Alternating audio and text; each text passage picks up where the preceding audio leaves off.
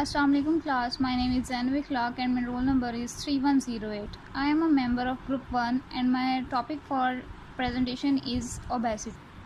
So first of all, here is the history about obesity.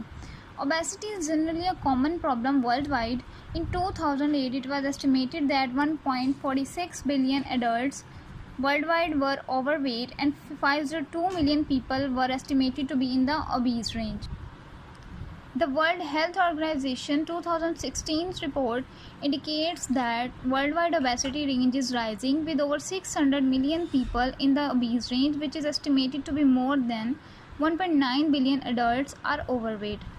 In the advanced years, the obesity range is becoming common in children also during the age years of 5 to 7 generally. So let's start with introduction. Definition of obesity. Obesity is defined as abnormal or excessive fat accumulation that presents a risk to health. Also, obesity is a condition of a person becoming obese. The term obese describes a person who is very overweight with a lot of body fat. तो main causes जो हैं अब वो obesity की होंगी कि मोटापा जो है वो किस वजह से होता है.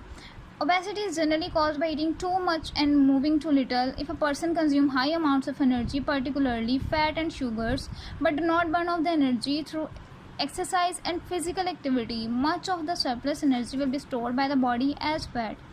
तो कहते हैं कि एक पर्सन अगर खा रहा है लेकिन वो अपनी एनर्जी जो उसने गेन की है उसको अगर यूज़ नहीं करेगा तो मतलब उसकी बॉडी में वो जो एनर्जी है वो एज अ स्टोर होगी as a fat. Obesity is an increasingly common problem because for many people modern living involves eating and spending a lot of time sitting down, eating excessive amounts of cheap high calorie food like fast foods, and spending a lot of time sitting down at desks on sofas, etc. Also, some underlying health conditions also contribute to weight gain.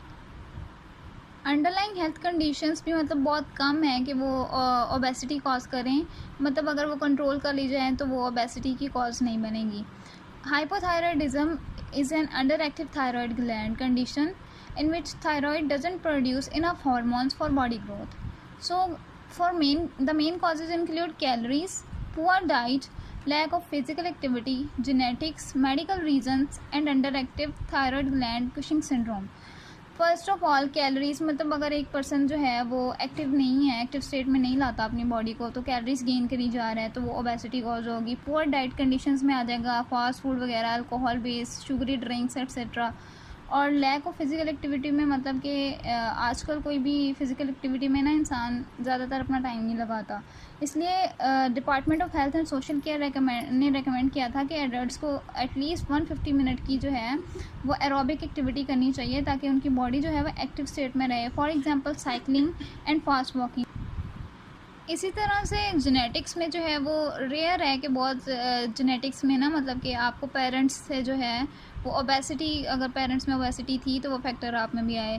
So पेरेडर-विलाय syndrome एक ऐसा है जिसने ये confirm किया था कि जी obesity वो है जेनेटिक कॉज भी है. तो मेडिकल रीजंस में आएगा सम अंडरलाइंग मेडिकल कंडीशंस में under active thyroid gland and Cushing syndrome.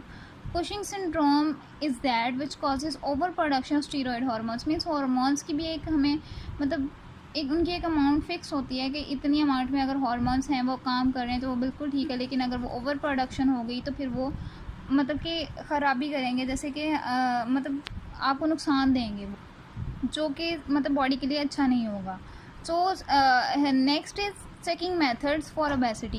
The most widely used method to check if you are healthy weight is BMI, body mass index, which is a person's weight in kg divided by the square of his or her height in meters.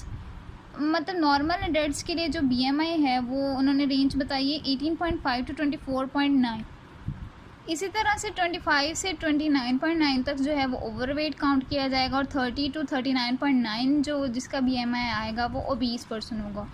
ये ज़्यादातर BMI जो है वो इतना मतलब proper method नहीं है, लेकिन काफ़ी केसेस में कि फ़ैट की ना मतलब कर सके कि मतलब बॉडी में फ़ैट है, लेकिन बहुत हद तक ये यूज़फुल भी है. काफ़ी केसेस में मतलब बता सकता है कि जी बॉडी में फ़ैट है इतना.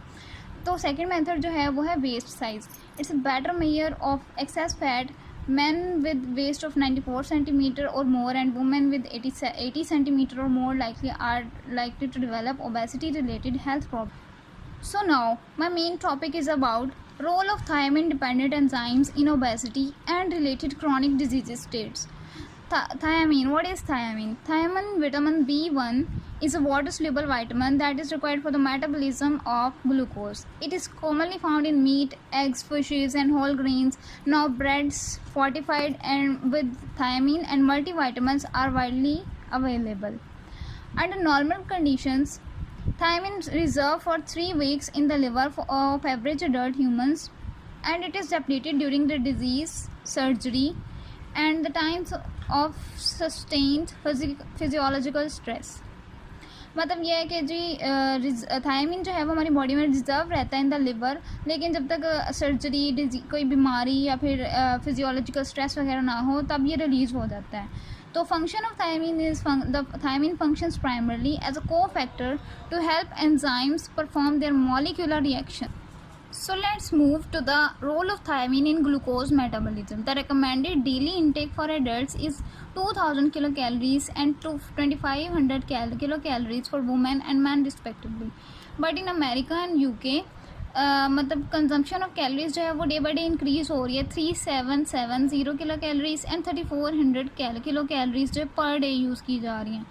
With such increase in caloric intake, there is an increased load on metabolic pathways, especially glucose metabolism.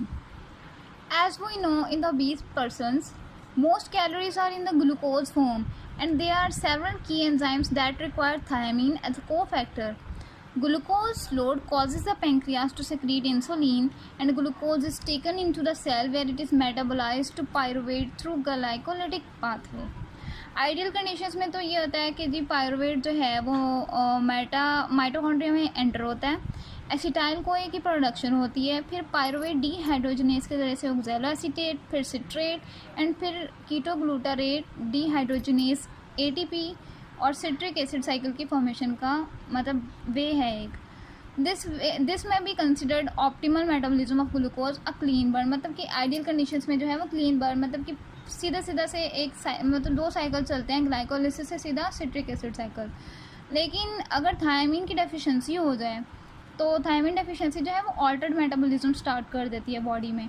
तो thiamine in the form of thiamine diphosphate is required as a cofactor for PDH and alpha ketoglutarate acid dehydrogenase, both key enzymes for TCA cycle.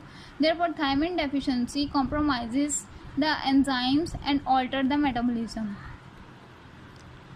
Altered metabolism में क्या होगा कि मतलब जो आपका acetyl CoA है वो कन्वर्जन नहीं हो पाएगी, मतलब पायरुवेट की कन्वर्जन एसिटाइल कोए में नहीं होगी. फिर उसके बाद साइकिल जो है वो उसमें पायरुवेट जो है वो साइटोसोल में लैक्टेट की प्रोडक्शन स्टार्ट कर देगा, और लैक्टेट की जब ओवर प्रोडक्शन स्टार्ट हो जाएगी तो फिर वो मतलब डर्टी बर्न होगा एक.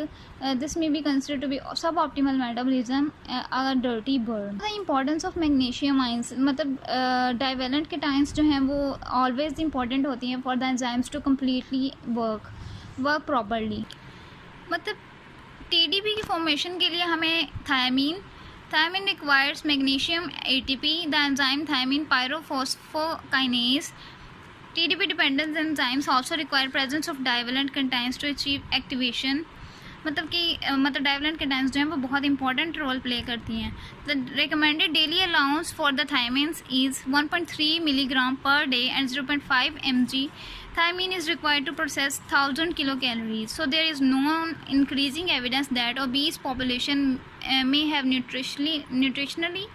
The problem is that कि मतलब उनमें जो है वो थायमिन की कमी पाई जाती है, कि उनमें जो है थायमिन डेफिशिएंसी की वजह से उनमें मतलब एसेंशियल न्यूट्रिएंट माइक्रो न्यूट्रिएंट्स नहीं पाए जाते, जिनकी वजह से एंजाइम्स जो हैं वो कम्प्लीटली वर्क करते हैं. Thiamine deficiency has been reported to be in the region 16 to 47% among patients undergoing bariatric surgery for obesity. तो थायमिन जो है वो इम्पॉर्टेंट है टीडीपी की फॉर्मेशन के लिए, और फिर जो थायमिन जो है आल्सो मैग्नीशियम आयंस के साथ मिलके थायमिन डिपेंडेंट एंजाइम्स बना देता है. तो द थायमिन डिपेंडेंट एंजाइम्स ये important enzymes thiamine dependent enzymes में इंपॉर्टेंट हैं transketolase, pyruvate dehydrogenase, alpha ketoglutaric acid dehydrogenase during glucose metabolism. Altered metabolism के लिए ये साइकिल पाया जाता है जो कि जो कि आइडियल कंडीशंस के विदाउट होता है। तो वो साइकिल ये रहा आपके सामने। इसमें जो है वो फॉर्मेशन एसिटाइल कोए की होगी नहीं, तो फिर इसके इस तरह से साइकिल नहीं चल सके। सो लास्टली कंक्लूजन, मतलब कि थायमिन और मैग्नीशियम इतने इंपॉर्टेंट हैं कि जी वो एनारोबिक मेटाबॉलिज्म जो है वो प्रोड्यूस जब शुरू हो जाता है, इनकी डेफिशिएंसी जो होती है वो कॉज करती है एनारोबिक मेटाबॉलिज्म। तो लैक्टेट जो है वो मतलब कि वहाँ पे लैक्टेट की एक्यूमुलेशन स्टार्ट हो जाती है, ठीक है। उसके बाद जो है उन्होंने कहा कि ये बहुत ज़रूरी है कि इसको पॉस्टुलेट किया जाए कि थायमीन और मैग्नीशियम की डेफिशिएंसी जो है वो ओबेसिटी में इम्पॉर्टेंट रोल प्ले कर रही है आजकल में। तो इसकी वजह से जी थायमीन डेफिशिएंसी और मैग्नीशियम आयंस की डेफिशिएंसी की वजह से जो रिस्क फैक्टर्स हैं वो बहुत ज़्यादा बढ़ रहे हैं ओबेसिटी के। और इसमें आ जाएगा सम क्रॉनिक डिजीज़ स्टेट्स में जो कॉज हो रही हैं ओबेसिटी में, तो वो हैं type 2 disease, coronary heart disease, और फिर ऐसे ही कैंसर, उसके बाद क्वालिटी ऑफ लाइफ और डे टू डे प्रॉब्लम्स में ब्रीथलेसनेस, एस्थमा, टायर्ड रहना हर टाइम और हाई कोलेस्ट्रॉल एट्सेट्रा। तो उन्होंने कहा है कि ओबेसिटी का कोई क्विक रीज़न मतलब क्विक ऑप्शन नहीं है, कि फ़िक्स नहीं है कि ओबेसिटी बहुत जल्दी ख़त्म की जा सके। तो हमें स्टेप्स लेने चाहिए कि ओबेसिटी का फैक्टर जो है वो कम से कम किया जा सके। तो इसके लिए ज़्यादा से ज़्यादा ज़रूरी है कि जी फ़िज़िकल एक्टिविटीज़ को ज़्यादा इम्पोर्टेंस दी जाए। और वेट लॉस प्रोग्राम्स जो आजकल चल रहे हैं तो वो भी मतलब डिमांड करते हैं कमिटमेंट्स और ज़्यादा वर्क डन, मतलब कि आपकी बॉडी जो है वो हर टाइम मतलब फ़िज़िकल वर्क में लगी रहे। तो उसके बाद अगर आप मतलब आपको कोई कन्फ्यूजन हो रही है इस टॉपिक में, तो मैं PDF आपको सेंड कर दूँगी, उसमें देख लें या फिर आप क्वेश्चन के थ्रू पूछ लें। So thank you very much and अल्लाह हाफिज़।